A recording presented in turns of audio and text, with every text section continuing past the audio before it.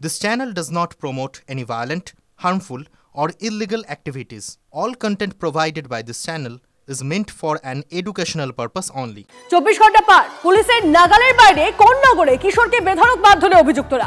UEN Jaipur is a perfect target for prospective students aspiring for good jobs, good education with future-ready skills. আমপাড়ায় কিশোরকে বেধড়ক মারধর করেন বাগান মালিক ও তার বাড়ির লোকজন। চোখে গুরুতর আঘাত নাবালকের, ভর্তি কলকাতা মেডিকেলে। 14 বছরের সোহান ডোম আম পাড়তে গিয়েছিল এবং সেই আম পাড়ার অপরাধে টোটো চালকের হাতে প্রহৃত হয় সোহান। এই মুহূর্তে আড়াইও রিজিওনাল ইনস্টিটিউট অফ অপথ্যালমোলজি, সেখানে তার চিকিৎসা চলছে। চোখে কালশিটে পড়ে গিয়েছে। বাড়ির লোক বলছেন যে কোনো রকম সে কথা বলতে পারছে না। তোমার কি হয়েছিল, তুমি বলতে পারবে, কথা বলতে পারবে? কি হয়েছিল? আপনি কে মামা? আমার নাতি। নাতি কি হয়েছে? দুটো আম পাড়তে গেছিল, গাছে উঠেছিল, একটা ছেলেটা পালিয়ে গেছে, ওকে ও আর একে ধরা পড়েছে, আমকে একে বেধড়ক মেরেছে। কে? একটা টোটো ওইখানে রাখে একটা লোক, ওই টোটো মানে ওইখানেই থাকে, ওই মেরেছে। সেটা চিনতে পারছি না তো, পুলিশ আমাদের থেকে প্রুফ চাইছে, আমাদেরকে বলছে তোমরা খুঁজে নিয়ে এসো। আমরা কোথা থেকে খুঁজে নিয়ে আসবো? আমরা আনবো তো কোথা থেকে? আমরা আমাদের বাচ্চাদের পেছনে পড়ে আছি। শাস্তি চাই, শাস্তি চাই, যেমনি আমার ভালো হয়ে যায়। ধৌড়া করো, তাকে খুঁজে নিয়ে আসো, ওকে যে বি মেরেছে আমার ছেলেকে ও শাস্তি চাই। ও কষ্ট পাচ্ছে, 14 বড় বাচ্চা কষ্ট পাচ্ছে না, ও চোখ খুলতে পারছে না। বললো ডাক্তাররা? ডাক্তার বলছে এই অবস্থা খারাপ আছে চোখের, এটা পুরো ভেঙে দিয়েছে, এখানে রক্ত জমে গেছে। 10 লাখ টাকা খরচা আছে। 10 লাখ খরচা আমরা গরিব মানুষ কোথা দিয়ে পাবো? মানুষ আছি, দিন খাই, আমি ভেঙে নিয়েছে। কত টাকা লাখের আম ছিল। এখানে পরিবারের লোকেরা বলছেন বিচার চায়। সামান্য আম পাড়ার ঘটনাকে কেন্দ্র করে কেন এইভাবে মারধর করা হবে? একদম বিদেশ কি দেখছে, কি বিচার করছে, এটা দেখবে। একটা গরিব করছে না, আমাদের পুলিশ কিছু করছে না, নামের জন্য আছে, শাস্তি দিতে হবে। তারা দোষীর শাস্তি চাইছেন। কেমন অমিত দাসের সঙ্গে সৌরভ দত্ত, TV9 বাংলা, কলকাতা। যদি গোটা অভিযোগ মানতে নারাজ অভিযুক্তরা উত্তরপাড়া থানায় অভিযোগ দেয়।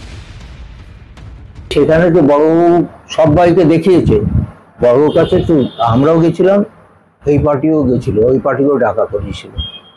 তো প্রথমে ওরা বললো যে এদেরকে তোরা যে বলছিস এরা মেরেছে, কেউ মেরেছে, এদের মধ্যে কেউ নাই বলছিস, কোনো কিছুতেই জড়িত নেই।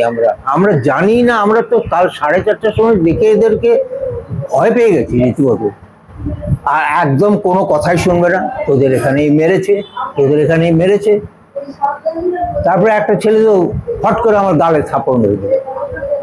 ওখান দিয়ে আমি এদিকে মুখ করে দাঁড়িয়েছিল, ওখান দিয়ে ফাট করে মুখ থাপড়। এই ধরনের ঘটনা একাধিকবার ঘটছে। বিগত বেশ কিছু দিনের ছবিগুলো আমরা দেখাচ্ছি, ঘটনাগুলো দেখুন। হাবড়া থেকে শুরু করে যেখানে নাবালককে ঝুলিয়ে মারধর করা হয়েছিল সেই ঘটনা, অর্থাৎ আকরা সন্তোষপুর, কোন্নগর, পাঁশকুড়া, হাবড়া, সমস্ত জায়গাতেই ছোট ছোট ঘটনাকে কেন্দ্র করে এরকম এক একটা ক্রাইম রীতিমতো হয়ে গিয়েছে।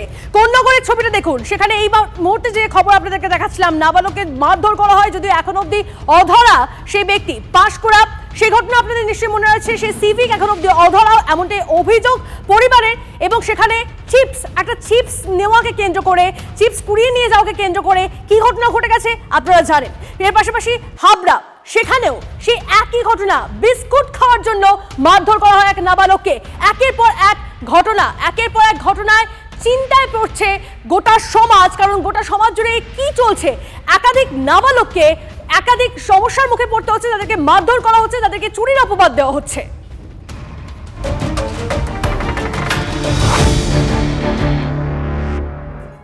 এই মুহূর্তে আরো একটা খবর দিই আপনাদের। প্রোডাকশন হাউসের আড়ালে পর্নোগ্রাফির ব্যবসা চালাতো পানিহাটির তরুণীর ওপর অত্যাচারে অভিযুক্ত আরিয়ান ও তার মা শ্বেতা। পুলিশকে দেওয়া বয়ানে এমনটাই জানিয়েছেন নির্যাতিতা। প্রোডাকশন হাউসে কাজের টোপ দিয়ে তরুণীদের নিয়ে যেত আরিয়ান, তারপর দেহ ব্যবসায় নামার জন্য চাপ দিত বলে অভিযোগ। কথা মতো কাজ না করলে চলতো অমানবিক শারীরিক ও মানসিক নির্যাতন। পুলিশকে জানিয়েছেন পানিহাটির ওই তরুণী। ঘটনার পর্দাফাঁস হতেই পলাতক অভিযুক্ত আরিয়ান ও তার মা শ্বেতা অনন্ত আমাদের প্রতিনিধি আমাদের সঙ্গে রয়েছেন, অনন্তের সঙ্গে কথা বলবো এবং বিষয়টা জানার চেষ্টা করবো যে কতদিন ধরে এই চক্র চালাচ্ছিল তারা এবং ঠিক কোন কোন ঘটনার সম্মুখীন হতে হয়েছে সেই সমস্ত মেয়েদেরকে যাদেরকে নিয়ে যাওয়া হতো টোপ দিয়ে, কাজের টোপ দিয়ে। দেখো, যেসব মেয়েদের নিয়ে যাওয়া হতো, তরুণীদের নিয়ে যাওয়া হতো এই প্রোডাকশন হাউসের টোপ দিয়ে, তার মধ্যেই হচ্ছে একজন সোদপুরের নির্যাতিতা যে এখন মৃত্যুর সঙ্গে পাঞ্জা লড়ছে সাগর দত্ত হাসপাতালে, যার স্কাল ফাটা, তার হাত ভাঙা, পা ভাঙা, সেই অবস্থায় তার চিকিৎসা চলছে। মুখ দিয়ে কথা বলতে পারছে না এমন তার অবস্থা। দাঁতে লোহার রড দিয়ে মারা হয়েছে, তাদের বুকে সিগারেটের ছ্যাঁকা দেওয়া হয়েছে, মুখ গরম চাটু দিয়ে পুড়িয়ে দেওয়া হয়েছে। অপরাধ তারা যা বলতো তা না শোনার জন্য।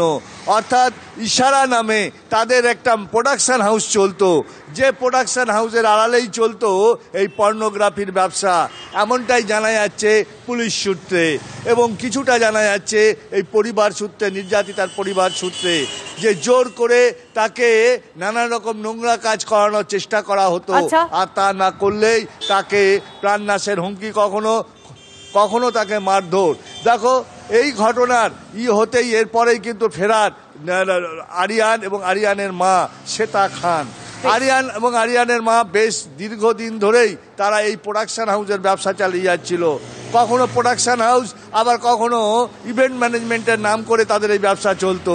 তাদের এই ব্যবসার নাম হচ্ছে ইশারা। এই ইশারায় কোন ইশারার কাজ চলতো সেটাই পুলিশ তদন্ত করছে। বেশ, সঙ্গে থাকো অনন্ত। মেয়ের উপর নারকীয় অত্যাচার হয়েছে, অভিযুক্তদের শাস্তির দাবি পানিহাটির তরুণীর মায়ের। শুনুন তার বক্তব্য।